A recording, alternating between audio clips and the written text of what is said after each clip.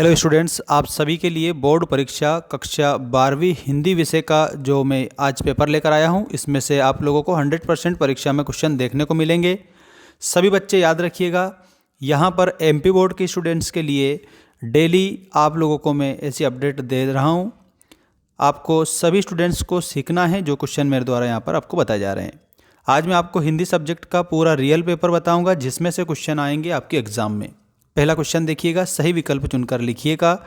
यदि आपने अभी तक ऐप डाउनलोड नहीं करा है तो लिंक डिस्क्रिप्शन में दे दिए, जहां पर आपको सारे पेपर्स की अपडेट नोट्स के रूप में मिलेगी। देखिए, दिन जल्दी जल्दी ढलता है गीत बच्चन के किस काव्य संग्रह से लिया गया है। तो यहाँ पर आप सभी बच्चों को निशा निमंत्रण याद रखना रहेगा, क्योंकि निशा निमंत्रण से ये लिया गया है। और याद रखें, जो हरिवंश राय बच्चन हैं ये हालावाद के कवि हैं। तो हालावाद के कवि के रूप में जाने जाते हैं, हालावाद के जनक के रूप में जाने जाते हैं। नेक्स्ट क्वेश्चन है, किस रस को रसराज कहा जाता है। रसराज का मतलब होता है रसों का राजा। दोस्तों, आप सभी को याद रखना है, रस की संख्या 10 है। और इसके अलावा आप लोगों को वात्सल्य जो रस है इसको 10वां रस माना गया है, ठीक। और इसके अलावा श्रृंगार जो रस है, श्रृंगार रस को रसराज कहा जाता है, मतलब कि रसों का राजा। इस तरीके से आप इसे सीखेंगे तो ऑप्शन नंबर बी वाला आपका करेक्ट हो जाएगा, श्रृंगार रस। अगला क्वेश्चन है, जिठोत का अर्थ है। जिठोत का मतलब आपको बताना है जेठ का पुत्र, ठीक है, इसको जिठोत बोला जाता है। अगला क्वेश्चन है, अंगार उगलना का अर्थ है। अंगार उगलना मतलब होता है कठोर वचन कहना।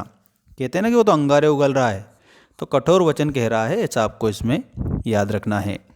इसके बाद में आपका नेक्स्ट जो क्वेश्चन है वो ये रहा, मराठी भाषा में लिखी गई कहानी जूझ का हिंदी में अनुवाद किया था, तो वो केशव प्रथम वीर ने किया था, ऐसा आप इसमें याद रखेंगे। अगला क्वेश्चन, भारत में पहला छापाखाना खुला था, 1556 में खुला था। कहाँ पर खुला था पहला छापाखाना, इसमें आपको गोवा याद रखना है। इसके बाद रिक्त स्थानों की पूर्ति कीजिए वाला क्वेश्चन देखिएगा, ये आपके रिक्त स्थान आ चुके हैं। इसमें आपका जो पहला रिक्त स्थान है वो ये रहा, कविता के पंख लगा उड़ने के माने क्या जाने। तो इसमें आपको लिखना है चिड़िया क्या जाने, ठीक है।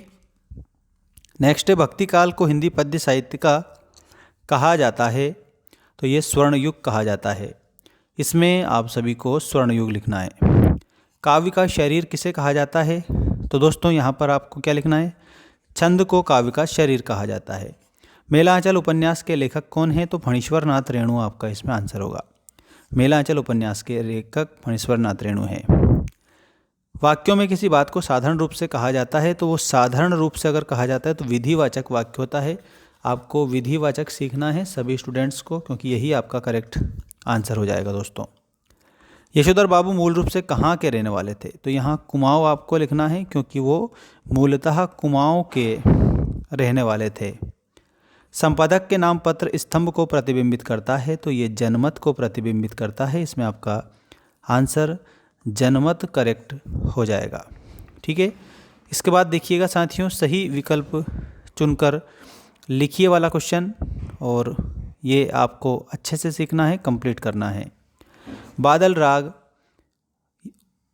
राग कविता के रूप में आप लोगों को क्या लिखना है, तो दोस्तों आप सभी स्टूडेंट्स को याद रखना है निराला। वर्ण को बोलने में लगा समय मात्रा कहलाता है। पहलवान की ढोलक में आप लोगों को फणीश्वर नाथ रेणु करना है। प्रश्नबोधक निपात में आपको क्या और कब लिखना है, अतीत में दबे पाँव, ओम थानवी इसको मिलाएंगे। प्ले विद द वर्ल्ड के आगे आपको WH ऑर्डेन लिखना रहेगा। ये आपकी सही जोड़ी हो चुकी है। दोस्तों, आप लोगों के लिए 7 मॉडल टेस्ट पेपर और इसके अलावा प्रीवियस ईयर क्वेश्चन पेपर 2022 से लेकर के तो 2025 तक का जो सोल्यूशन है हमारे ऐप पर हमने अपलोड कर दिया है। ऐप की लिंक डिस्क्रिप्शन में है। क्लास 12th हिंदी का जो कोर्स है उसको परचेस करके आप 7 मॉडल पेपर, इसके अलावा 2022 से लेकर 25 तक का वीडियो सॉल्यूशन प्राप्त कर सकते हैं। ऐप की लिंक डिस्क्रिप्शन में दे दी है। यहाँ पर नेक्स्ट क्वेश्चन ये रहा, विप्लव का वीर किसे कहा गया है, तो यहाँ पर आप सभी बच्चों को याद रखना है, क्रांति के बादल को विप्लव का वीर कहा जाता है, ठीक है। क्रांति के बादल को, एक तो यहाँ पर क्रांति का बादल आप याद रखिएगा। इसके बाद में यहाँ नेक्स्ट क्वेश्चन है, जहाँ उपमेय को उपमान से श्रेष्ठ बताया जाए वहाँ पर कौन सा अलंकार होता है। इसमें आपको व्यतिरेक अलंकार लिखना रहेगा। हिंदी गद्य का जनक किसे माना जाता है? तो भारतेंदु हरिश्चंद्र को हिंदी गद्य का जनक माना जाता है। भारतेंदु हरिश्चंद्र आपको उत्तर लिखना है। भारत का संविधान निर्माता किसे कहा जाता है? तो भीमराव अंबेडकर को भारत का क्या कहा जाता है? संविधान का निर्माता कहा जाता है। तो बी आर अम्बेडकर आप लोगों को याद रखना रहेगा करेक्ट आंसर के रूप में। ठीक है। पुनरुक्त शब्द युग्म के दो उदाहरण, तो इसमें आपको एक लिख देना है पुनी पुनी, एक हो गया, और एक लिख देंगे बार बार। ठीक है। अगला देखिए, मोहनजोदड़ो नगर कितने हजार साल पुराना है? तो इसमें आपको लिखना है 5000 साल पुराना। कौन सा स्तंभ जनमत को प्रतिबिंबित करता है? संपादक के नाम पत्र ये जनमत को प्रतिबिंबित करता है। और इसके बाद में क्वेश्चन नंबर 5 आ चुका है। देखिए यहाँ पर, कविता सृजन के लिए शब्द रूपी बीज को कल्पना की खाद की आवश्यकता नहीं होती है। ये असत्य है, क्योंकि कल्पना की खाद की आवश्यकता होती है। आँखियाँ हरिदर्शन की प्यासी में वियोग श्रृंगार है, ये बात आपको सत्य के रूप में आंसर करना है। क्रंदन का अर्थ प्रसन्न होना होता है, तो इसमें क्रंदन का मतलब रोना होता है, इसमें प्रसन्न दिया असत्य है। गुरुत्वाकर्षण तकनीकी शब्द है, बिल्कुल सत्य है, इसमें आपको सत्य लिखना है। कविताओं के साथ खेलते हुए लेखक आनंद यादव को 2 बड़ी शक्तियां प्राप्त हुई, ये बात भी सही है, इसमें भी आपको सत्य लिखना है। उल्टा पिरामिड शैली को 2 भागों में बांटा है, इसमें आपको असत्य के रूप में आंसर करना रहेगा, ये आपका असत्य हो जाएगा। ठीक है। अब आप लोगों को पूरे ये कंप्लीट करना है जो कि मैंने आपको सॉल्यूशन के तौर पर बता दिए हैं। और अगर आप लोगों को इसका PDF चाहिए तो आप लोग टेलीग्राम को ज्वाइन कर लेना, टेलीग्राम पर इसका आपको PDF मिल जाएगा सभी बच्चों को।